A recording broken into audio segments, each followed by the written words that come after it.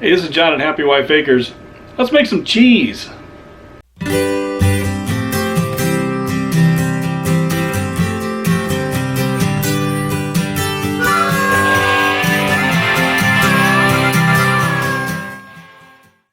What we're going to make is fresh mozzarella. What do you need?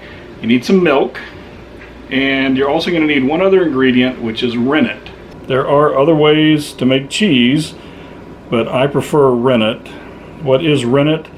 It is an enzyme that comes from an animal's stomach lining. There is vegetable rennet, but I prefer the animal rennet. This little bottle I've had for 3 or 4 years. It only takes a few drops at a time, so one bottle will last you a good long time. You can get these at health food stores, you can get them online. The other ingredient you're going to need is citric acid, and you can buy this at Walmart or anywhere canning supplies are sold. I've got a 2-gallon stock pot. I'm going to put 1.5 teaspoons of the citric acid dissolved in about a 1/4 cup of water. Then I'm going to pour in 2 gallons of milk. And stir this together. You'll notice that there is some curdling already, and that's because of the citric acid. No big deal. What I'm going to do is I'm going to turn this on a low heat, and I'm going to gently heat it up to about 90 degrees, somewhere between 90 and 95. I've got one of these digital thermometers. On the left is the temperature of the mixture, and on the right the temperature that I want it to be at. So it'll start alarming at 92 degrees. So I'll just check on it, stir it occasionally, and when the alarm goes off, then I'll turn the heat off and I will add the rennet. For the rennet, I've also got about a 1/4 cup of water, and I'm just going to add about 8 drops.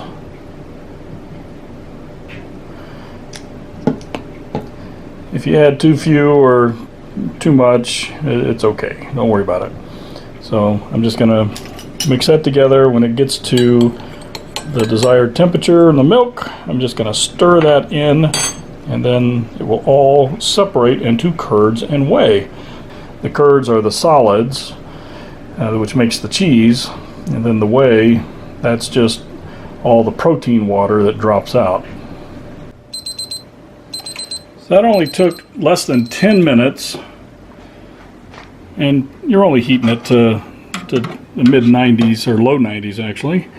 So I'm going to turn that off. Take out my probe.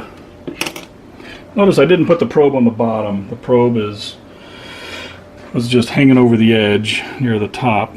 So this is the rennet water mixture. I'm just going to pour that in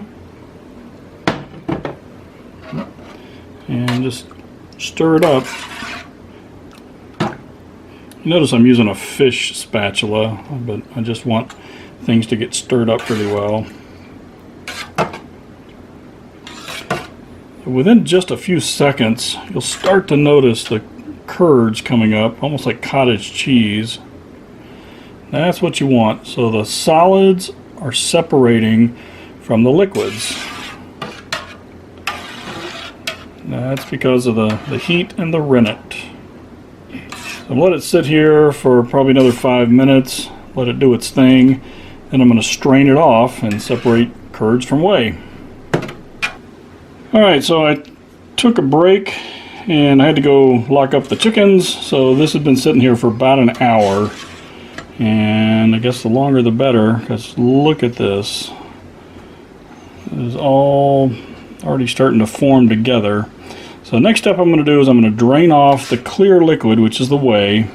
I'm just going to use a regular metal strainer. I could use cheesecloth, but that's just quick and easy. And then I'm going to heat it back up in the microwave so that I can work it and pull it like taffy. Now it's been strained. You can see the curds. Move it around so you can see. It's almost like cottage cheese. There's still some water on the side. That's no big deal because it's going to come out when I do the next step, which is heating it. How am I going to heat it? Right up here in the microwave. So for this amount, I'm going to start with 2 minutes, and then I'm just going to go in 30-second increments until it is so hot that I can't touch it, or I can barely touch it, which will be about 120 degrees. So it only took 2 minutes in the microwave, and you can see how the cheese curd has kind of come together and it's separated from the rest of the liquid. So I'm just going to pour that out. I am going to put on some thin gloves so I can work with this. And when I start stretching it, I'm just going to add about 2 teaspoons of salt just to give it a little flavor. As an alternative to microwaving after you strain it, another way to do it is after the curds and whey separate, put it back on the stove and heat it up to about between 120 and 125 degrees, and that just causes I guess the protein strands to come together. And so you can see there it is, and now I can just easily lift it out, and it just makes it a whole lot easier to separate curds and wheys. And then if it's not warm enough, I can still put it in the microwave just to make it a little more pliable while I work it together. Okay, I'm going to start working the cheese and mixing that salt in. You can see the whey coming out. I know some of you want to tell me that I can do things with the whey. It's high in protein. I know you can. It's just not this video. So maybe something for a future video. What I want you to notice is as I'm stretching this, it's stringy, and this is also known as fresh mozzarella or cheese curds. And so I'm just gonna stretch it, I'm gonna pull it, twist it. You can see it starts to get a bit of a silky texture to it because all those strands of cheese are binding together with the heat. So if you buy fresh mozzarella in the grocery store, that's what you're buying. And that is about 1 gallon of milk's worth. So this came from donated milk, and it's for the chickens. So this will wind up being chicken food, but I just want to show you how to make the cheese. And if you were saving it for yourself, what we do, we just take the cheese log and just roll it up in plastic wrap.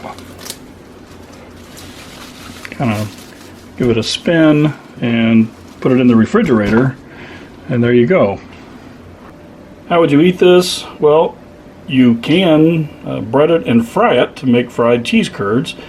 My favorite way to eat it is to slice it into chunks, add some garden tomatoes, some chopped up basil, a little cracked pepper, salt, and then a little bit of extra virgin olive oil.